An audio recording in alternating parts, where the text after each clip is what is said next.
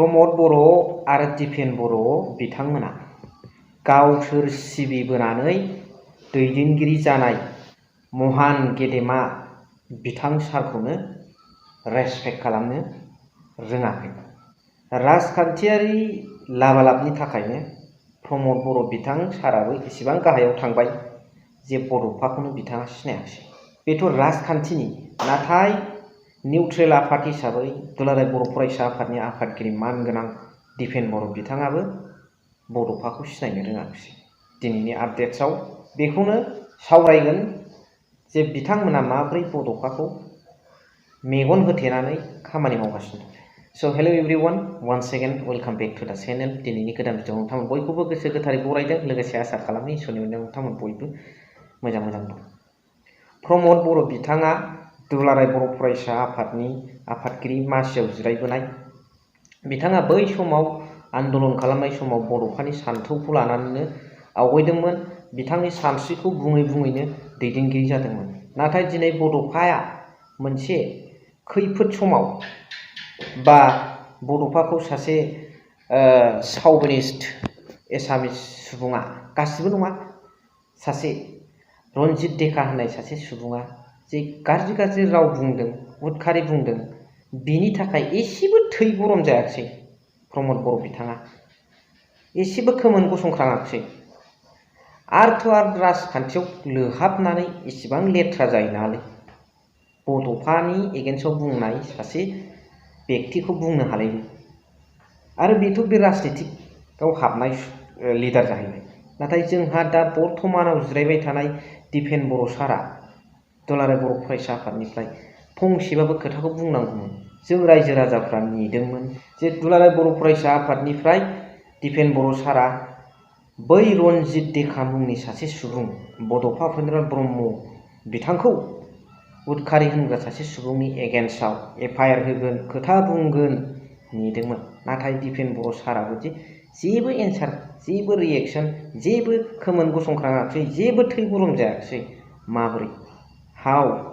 How is it possible for Pramod Boro' sir and Dipen Boro' sir? माबोरै जाथावगौ?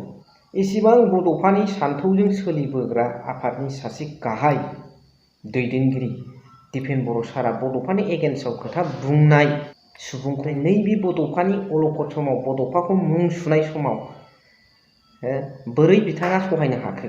बिफाखौ मुं सुनाय समाव फिसाफ्रा मालाबाबो सहायनानै थानो हाया। आरो बेयाव रावनिबो पारमिसन, रावनिबो रिमट कन्ट्रलनिबो अर्डार नाङा। सोरबाया जुदि बिफाखौ मुं सुदोंबा, बिफाखौ गाज्रि बुंदोंब्ला बेवहाय फिसालाया गोख्रों भाबै गसंथेगोन। बेयाव रावनिबो अर्डार नाङा, सोरनिबा रिमट कन्ट्रलाबो सोलिया, रावखौबो सोंनांगौबो गैया। नंगौना नङा रायजो राजाफोर जरुर कमेन्ट्स हर। थिग बिदिनो दावराव देख्रेब नार्जारी सार, बड'लेण्ड जनजाति सुरक्षा मन्चनिफ्राय बनजित मन्जिल बसुमतारी, पनसुनिफ्राय अल आसाम ट्राइबेल स्टुडेन्ट इउनियन बिथांमोना खौसेयै बे खोथाखौनो सालिजारि खालामलायनो आरो गुबुन डिस्ट्रिक्ट कर्ट्सफ्रावबो केस होनो थाखाय बिथांमोना नाजादों। बेफोरसो रियेल सान अफ बड'फा। बिफाखौ बुंनायनि थाखाय बिथांमोना फिसाला महरै दायथ' लागासिनो दं।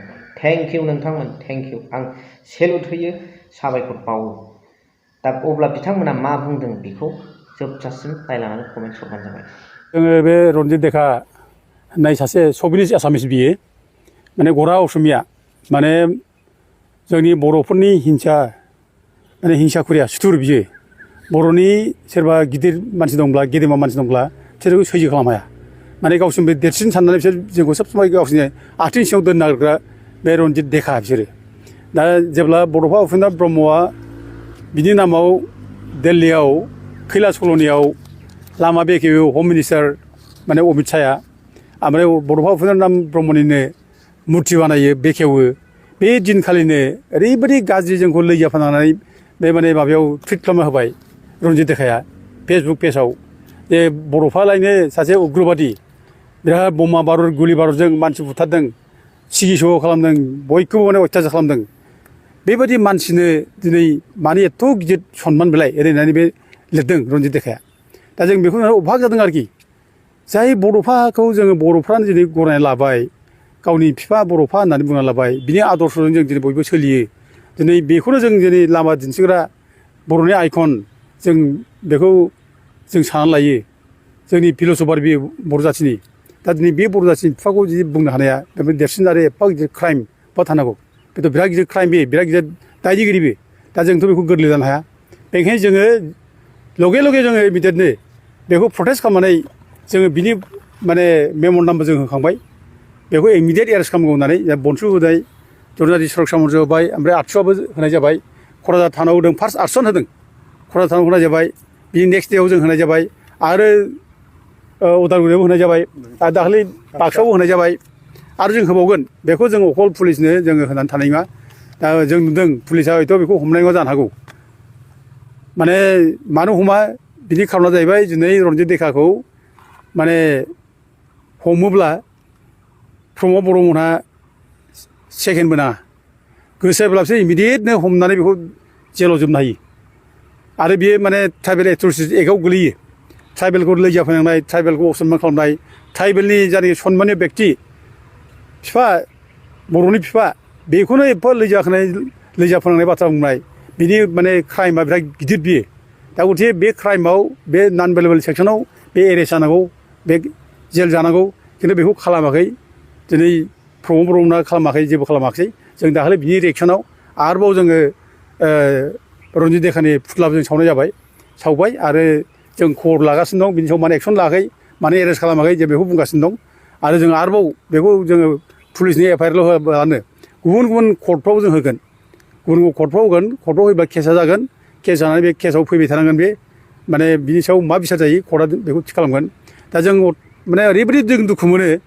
दिनै बड'फाखौ लानानै मानसिफ्रा बुंबाय थायो बड'फा होनबाय थायो जों बड'फानि फिलसफिजों सोलियो होनबाय थायो बड'फानि जों थोलांदों होननानै दुगा बिखा दुबस्रां खालामना बुंबाय थायो जोंहा दिफेन बर'मोन बुंनो थांब्ला दुलाराय बर' फरायसा आफादनि आफादगिरि दिफेन बर'मोनहा सानफ्रोमबो बड'फा होनबाय थायो दिनै बे बड'फा होनबाय थाग्रा मानसिया दिनै बड'फानि बे अलखद टाइमाव बड'फाखौ एथ' गाज्रि माने बाथ्रा बुंबाय बड'फाखौ एथ' लैजाफोनांबाय बर' जाथिखौ लैजाफोनांबाय बे खेथ्रआव दिनै सिरि मानो फंसे बुंनो हादिया बिसोरलाय मा जादों फालाय बिसोरलाय दा दिनै बिटिसि सरकाराबो बुंनो हाया दा दिनै माने दिफेन बर'आबो बुंनो हाया आरो दिफेन बर'आथ' बुंथारनांगौ एखेबारे नोङो जिथु बड'फा माने लानानै थांनाय मासि प्रेसिडेन्टशिप बे प्रेसिडेन्टशिपआव नों फैयै दिनै नोंबो सासे दिनै एबसुलिट प्रेसिडेन्ट अब्ला नोंनि माने मासियाव जिरायनानै थांनाय बड'फाखौ दिनै नों मानो सनमान होआखै नों मारै सनमाननाय जाखो नों बड'फा बोरै बुंगासिनो दं नालाय नोंथ' बड'फा होननो समायथारा नों बिदिबाथ'